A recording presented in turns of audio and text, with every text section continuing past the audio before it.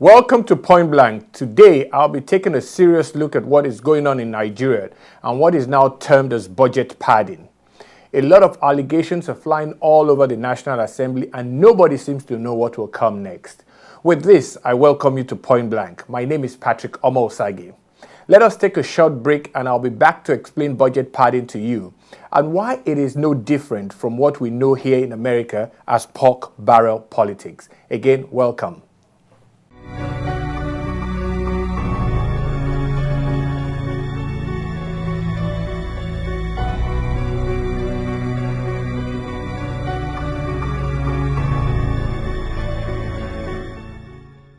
Welcome back. You're still watching Pointblank and I'm Patrick Omosage. Let me define budget padding. Budget padding is when our legislators add constituency projects to the budget in the dead of the night. This is done after the budget has been discussed and passed and probably passed the first reading. Usually, only the top-ranking members will add projects mostly to benefit their districts, the districts that they represent. But let me go back to what I said. Legislators add or pad the budget with projects mainly for the area they represent. So what can be wrong with padding? Nothing is wrong on the surface. It is about projects for a community. So why is this causing an uproar in the National Assembly in Abuja? This padding, according to a Senate investigation many years ago, said that in this Third Republic, legislators have been padding budget since 1999, and we have spent over 40 billion in all those years to pad the budget. Now, this has all been for what? Constituency projects. Here is the problem. We really don't know what these projects are. But you know what? I'm going to continue and explain this to you in greater details when I come right back.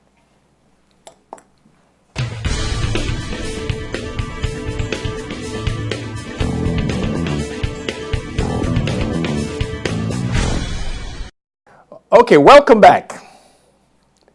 This whole problem about budget padding had started with this very 2016 budget. It's been kind of a budget that has found no place to survive. We all remember that the budget was actually submitted to the House in person by President Muhammadu Buhari. After he submitted that budget in person, we heard, or there were rumors that the budget was missing. Then we heard that the budget was being changed. This lasted for several months. Nobody really till today knows exactly what was happening to the budget. But many months later, the budget was finally passed. Now, the former chairman on the Committee of Appropriations in the House of Representatives, one Mr. Jibrin, who lost his job as the chairman, comes out to say that the Speaker, Dogara, and several other members of the House were padding the budget. The first question to many of us is that why now? When he was chairman of the Appropriations Committee, did he know about padding? Was he part of it? But why is he talking about it now? Here is what he actually says in his letter to the EFCC. He says he wants the Speaker of the House, Dogara, to be arrested. Here is the case against him. It ranges from corrupt enrichment, abuse of office, public trust, living above means, massive movements of funds in the budget. It's interesting. Abuse of office, corrupt enrichment, public trust, breaching of the public trust, and living above the means. Doesn't almost every Nigerian politician live above their means? Doesn't even the country as a whole live above our means? We spend money we don't have. So this is what has become the latest problem in Nigeria. And like you all know, I have done this several times on this program. One of my programs actually focused on, do we ever really solve a problem? So this is the latest problem. Are we going to solve this? A lot of people have chimed in, senior advocates of Nigeria, different civil rights organizations or groups have all chimed in about what should be done. But again, I'm going to give you my take at what this is all about. So let me take a break. And when I come back, I'm going to share with my audience the ridiculous number or the ridiculous amount of money that our legislators have padded in this particular budget. Remember, my Twitter handle is PJ Osage. You can hashtag this program at hashtag Pointblank or watch this program anytime, anywhere on MBCLiveTV.com. So I'll take a quick break and I'll be right back.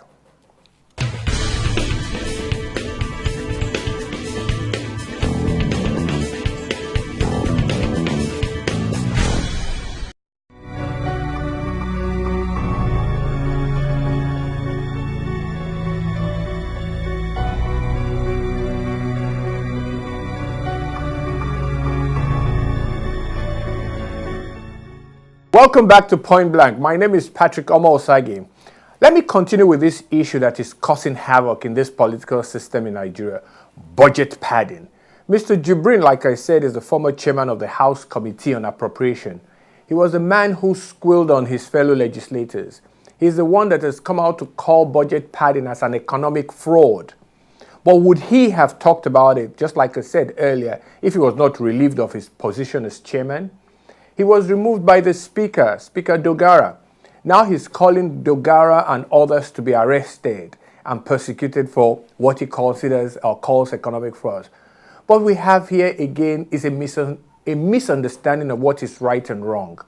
People have termed this as economic fraud, and the legislature should be arrested for padding the budget, a budget that is supposed to be used for constituency projects. Let me use the American system, which we so religiously copied to illustrate budget padding. In America, we have what is called pork barrel politics. This is the politics of legislatures adding on to a bill lots of things that would not necessarily pass on its own. These are mostly pet projects of powerful congresspersons. They need these projects for their districts, and they attach a small rural, like an example is attaching a small rural library to a defense spending law. The small library might be in the name of a local hero, but so what? This is the excess fat on a pig, and that is the reference in pork barrel spending or budgeting. The relevance to a major bill, you cannot find it. But that is what they do. And this is usually an arrangement between the executive and the legislature, for the president must eventually sign such a bill. Why do I say this is an arrangement? There's no bill in the legislature. It either arises from the executive or from the legislators themselves. And when that happens, there's what you call negotiating who's going to vote on it or not. And in a lot of cases, legislators find themselves being powerful enough to say that, hey, I need a little money for a library in my area, and I will give this bill a vote. That's what they do here. It's the same thing as budget padding. They call it pork.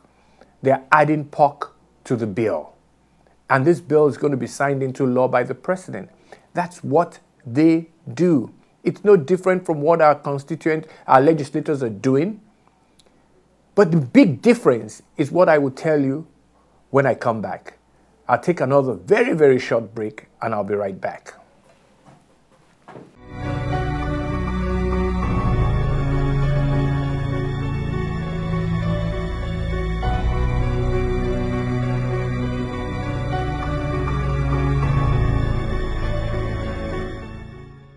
Welcome back. Now, is this a crime? But many of us here believe that this is dirty politics. Many projects are built in to benefit a very few. Many presidents have come into office here in America promising to eliminate or not to sign any kind of bill that has frivolous attachments to it, but all have failed to do it. It has become part of their system, the pork barrel budgeting or pork barrel spending. So why is this such a big deal in Nigeria? We've been doing this for a long time, simply because in many of our own ways, these projects never get built or completed. The money allocated is simply fretted away, and the next year new projects come on stream and the same thing is repeated. I like the fact that Mr. Jibrin has called for the police to come and all other investigating bodies to come to investigate this nonsense. But what he should insist on is for the formation of for the reformation of a budget process. We don't want legislators including pet projects that are heavily bloated or that will never ever be completed. What we need is an overhaul of the budgeting system. What we should be concerned with is the execution of budget projects. That has been the failure of our system. And when we continue to fight the small things, we lose sight of the big things. It is a way for legislators to get and implement projects in their own part of the country. The assumption is that legislators know best what his or her constituents want. The issue for us as ordinary citizens is that the process should not be corrupted. Many people are calling for the arrest of Dogara and the trial of the leadership in the House. I know just in the normal way things happen in Nigeria, this will soon blow away and nothing will ever happen to these people. We're chasing the wrong dog. I would like us to be very careful on this issue. It is important that we understand how politics works and start to get to do things properly. If many of the projects padded onto the budget have been completed or implemented, would those that live in those areas complain? No, I don't think so. Again, many things that they know or do not, many things that we know or do not know, we have a misunderstanding here. What we need to do is reform the budget process and improve budget accountability. Let me take a break. When I come back, I'm going to switch subjects completely. To what? To the Olympics, which starts tomorrow. It is very important because Nigeria has had what I consider a flailing kind of preparation for this Olympics. We'll talk about the start of the Olympics and we'll talk about where Nigeria will be in 17 days or 18 days from now. Take a quick break. I'll be right back.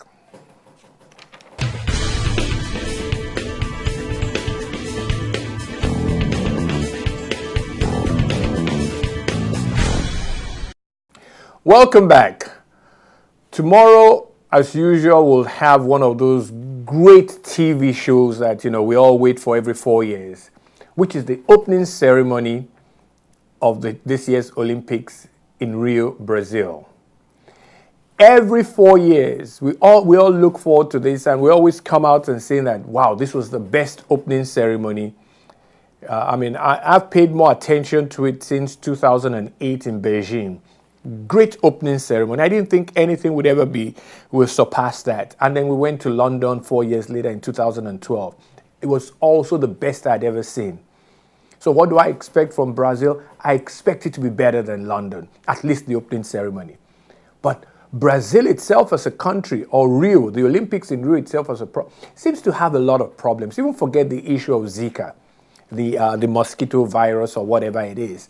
But uncompleted places for tournaments or for the competition.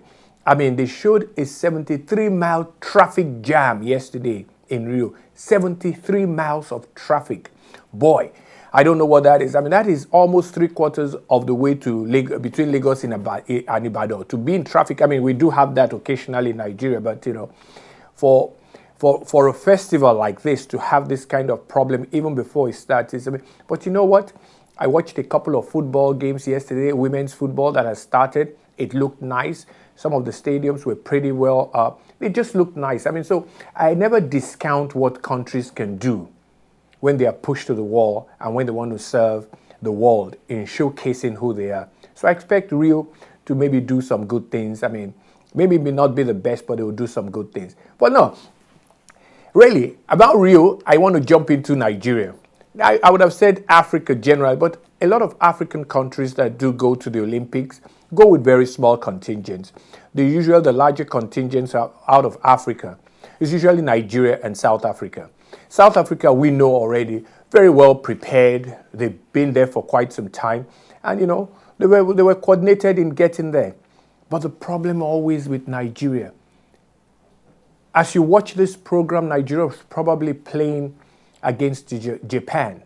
the under-23 men, they would have arrived just barely 2-3 hours before that game. How does that happen to a country that has a Ministry of Sports, that has a Nigerian Olympic, an NOC, Nigerian Olympic Committee, a football federation? How does that happen? How do we get late to a tournament? We all knew we were playing on the 4th of August. The first game was on the 4th of August against Japan. From all indications, they were supposed to leave on Monday. They did not leave. They were supposed to leave on Tuesday. They did not leave. They were supposed to leave on Wednesday. They did not go. They leave on Thursday morning and will arrive 3 hours before the game. Things like this is what makes it very disheartening for Nigerians. How does a country as large as Nigeria do things like this?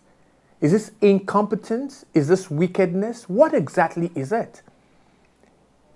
We've heard the minister say many times that the under-23 team that was camping in Atlanta was really not the business of the ministry. They don't know how they got to Atlanta.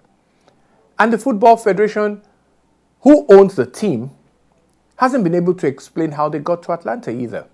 We just know they were in Atlanta for about a month. But everybody keeps saying on both sides, we don't know how you're surviving. We don't know what you're doing. I know for a fact how some of this works. The International Olympic Committee normally provides some money to teams that qualify. Every country is allowed to apply for one of their teams to get some financial support from the IOC. I don't know, we had 2 teams qualify this year. 2 sporting teams, and which was football and basketball. I don't know which team that the NOC, the Nigerian Olympic Committee, applied for funding for, but one of them did get funding. Now, talking about the basketball team also played a beautiful friendly match against the US basketball team on Monday, right here in Houston, where I'm talking from. It was a great game. Yes, we lost by a wide margin, but we're bound to lose to America. But the beauty of that game is really the economic impact, the financial impact that it probably should have on our basketball federation. Those games are paid for, and I hope the basketball federation will make good use of whatever money they got from the US Basketball Federation. So again, with that, I'll come to the end of today's program. Let's watch the Olympics for the next 17 days, and let's see how well Nigeria will do. A lot of people don't think we're going to do well. I'm not in the habit of predicting, but again, I don't think we have the talent to compete at very high level, and the Olympics is the highest of all levels. So I'll see you all next week. For now, bye-bye.